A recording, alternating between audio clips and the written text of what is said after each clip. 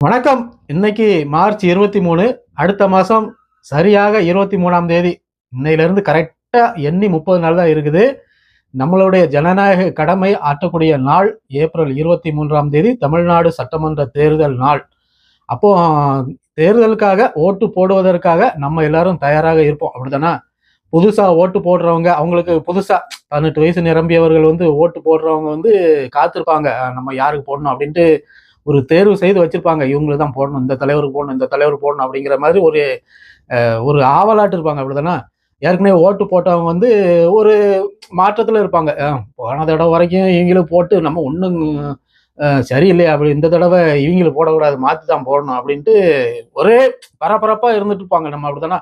இப்ப இங்க நம்ம சொல்ல வேண்டியது என்ன தெரியுமா? முக்கியமான ஒரு கருத்தை நான் சொல்லியிருந்தேன். என்ன அப்படின்னா, தயவு செய்து ஓட்டு போட்டுருங்க. தயவு செய்து ஓட்டு போடுங்க. உங்களுடைய வெறுப்பை நீங்க ஓட்டு போடாமலும் இல்லைன்னா நோட்டாக்கு கொண்டு போடுவது தப்பு. அப்படி செய்யாதீங்க. உங்களுக்கு ஒரு தலைவர் மேல உங்களுக்கு பிடித்தம் இல்லையா, வேற ஒருத்தருக்கு நீங்க அந்த வாக்கு செலுத்துங்க. தயவு செய்து வாக்கு மட்டும் செலுத்தாம இருக்காதீங்க. நம்ம வாக்கு செலுத்தாமல் இருப்பதும், நோட்டாவுக்கு கொண்டு வாக்கு செலுத்தி நம்ம ஓட்டை வீணடிப்பதுமே ஒரு தேசிய குற்றமா தான் இங்க பார்க்கப்படுது. அதனால தயவு செய்து வர ஒவ்வொரு தேர்தல்களிலுமே வாக்கு சதவீதங்கள் குறைஞ்சிட்டு தான் வருது. அதனால தயவு செய்து உங்கள் வெறுப்பை ஓட்டு மேல காட்டாதீங்க. வாக்குகளை தயவு செய்து போடுங்க. தேர்தல் நாள்ல காலையிலே போயிட்டு உங்களுக்கு பிடித்த தலைவர்களோ அவங்களுக்கு நீங்க வாக்கு செலுத்துங்க. நான் இவங்களுக்கு தான் வாக்கு செலுத்துங்க, இவங்களுக்கு வாக்கு செலுத்தாங்க நான் எங்கேயுமே சொல்ல போறது கிடையாது. தயவு செய்து சிந்திச்சு வாக்கு செலுத்துங்க.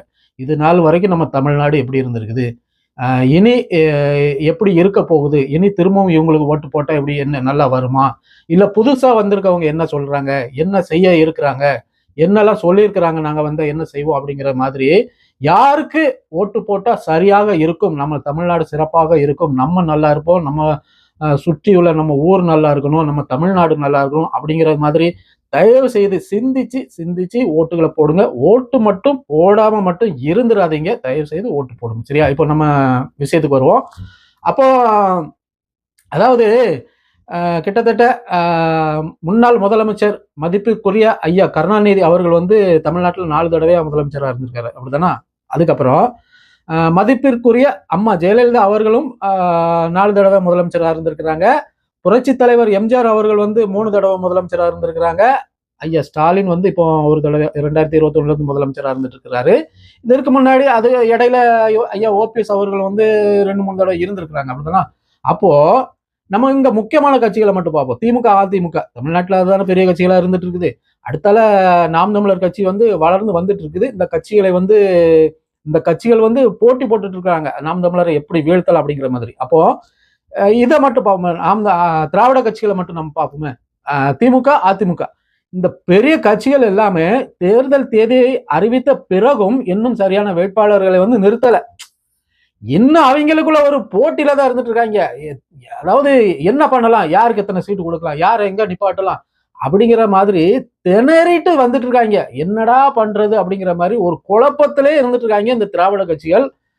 ஆனா நாம் தமிழர் கட்சி தேர்தல் தேதியை சொல்வதற்கு முன்னாடியே 234 வேட்பாளர்களை நிப்பாட்டி யார் யார் எந்த தொகுதியில நிக்க போறாங்க அப்படின்ட்டு ஒவ்வொரு தொகுதியிலையும் அந்த அறிமுக வேட்பாளர்கள் கூட்டமும் நடத்தி அவங்க போயிட்டு இருக்கிறாங்க. இன்னையில இருந்து நாம் தமிழர் கட்சி அண்ணன் சீமான் அவர்கள் திருத்தணியில முப்பாட்டன் முருகன் அவர்களுடைய கோயில்ல வழிபட்டுட்டு பிரச்சாரத்துல இறங்கிட்டாரு. இப்போ டைம் என்ன, 6 மணி ஆகுதா? நம்ம இப்போ வீடியோ போட்டுட்டு இருக்க டைமுக்கு நேரம் பிரச்சாரத்துல அவரு தொடங்கி செஞ்சுட்டு இருப்பாரு. அப்போ இங்க மற்ற கட்சிகள் திணறக்கூடிய இந்த இடத்துல நாம் தமிழர் கட்சி டாப் கீரை போட்டு போயிட்டு இருக்கிறாங்க.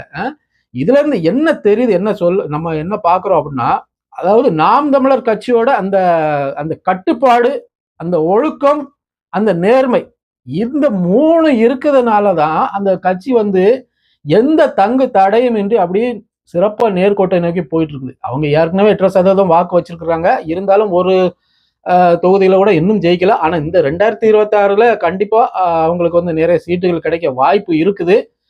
ஆனாலும் அவங்க எந்த அளவுக்கு போயிட்டு இருக்கிறாங்க அதுதான் நம்ம பார்க்கணும். எவ்வளவு தெளிவாட்டு எவ்வளவு முன்னோக்கி போயிட்டு இருக்கிறாங்க. மற்ற கட்சிகள்ல வந்து திணறிட்டு இருக்கக்கூடிய இந்த நேரத்துல நாம் தமிழர் கட்சி மட்டும் யாரு வந்தா வாங்க, நாங்க போயிட்டே இருப்போம், ஏறி அடிச்சு போயிட்டே இருப்போம் அப்படிங்கிற மாதிரி போடுற பால் பூரா 6 தான் பறந்துட்டு தான் இருக்குது.